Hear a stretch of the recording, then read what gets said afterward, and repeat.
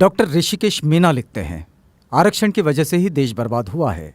यदि आप मानते हैं कि आरक्षण की वजह से ही देश बर्बाद हुआ है तो फिर यह पोस्ट सिर्फ आपके लिए ही है। जरूर पढ़ें। लश्कर भी तुम्हारा है, सरदार भी तुम्हारा है। तुम झूठ को सच लिख दो, अखबार भी तुम्हारा है। तुम जो कहो वो सच, हम जो कहें वो झूठ। मुल्क में नफरत का ऐसा तूफान मचा डाला है। कुछ बुद्धिमान बोलते हैं कि आरक्षण ने देश को बर्बाद कर दिया है। अब आप बताइए कि देश आज़ाद होने के बाद 14 व्यक्ति देश के राष्ट्रपति बने, उनमें से कितने आरक्षण वाले बने? 15 प्रधानमंत्री बने, उनमें से कितने आरक्षण वाले बने? 43 उच्चतम न्यायालय के मुख्य न्यायाधीश बने, कितने आरक्षण वाले बने? 19 मुख्य चुनाव आयुक्त बने, उनमें से कितने आरक्षण वाले बने? देश के जो बड़े घोटाले हुए उनमें कितने दलित घोटालेबाज हैं? बताएं जरा।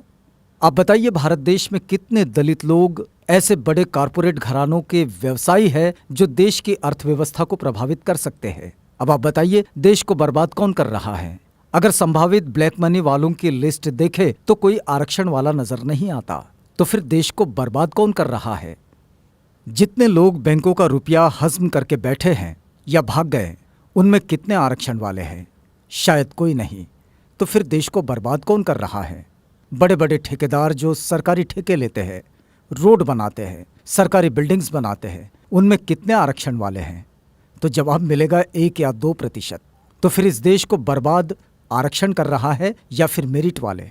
जब ब्लैक मनी लिस्ट में एक भी नाम रिजर्व कैटेगरी के लोगों का नहीं है, सारे नाम जनरल के हैं, फिर भी कुछ बेवकूफ़ कहते हैं कि देश को रिजर्वेशन वाले बर्बाद कर रहे हैं।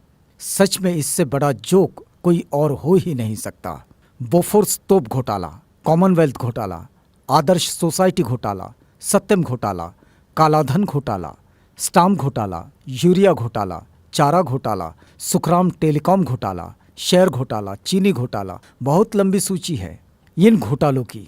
ये सभी घोटाले क्या आरक्षण प्राप्त लोगों ने किए हैं? बताएंगे इसमें किसी दलित का नाम? कब तक बेवकूफ़ बनाते रहोगे? और हाँ, फिर भी हम लोग अपने हुनर और काबिलियत से थोड़ा सा आरक्षण का सहारा पाकर क्या कामयाब होने लगे? आपके पेट में मरोड़े उठने लगे? जिनको अपनी थोथी मेरिट पे घमंड है और आरक्षण से परेशानी है, वो अपने बच्चों को 5 साल वहां पढ़ाए जहां गरीब बच्चे अभाव में रहकर पढ़ते हैं। फिर देखना सारी मेरिट हवा न हो जाए तो कहना। और यदि कुछ तथाकथित उच्च वर्ग के लोग ये कहते हैं कि वो किसी से भेदभाव नहीं करते, तो उनसे एक ही सवाल है, क्या वो दलित परिवार से रोटी बेटी का रिश्ता करने को तैयार है?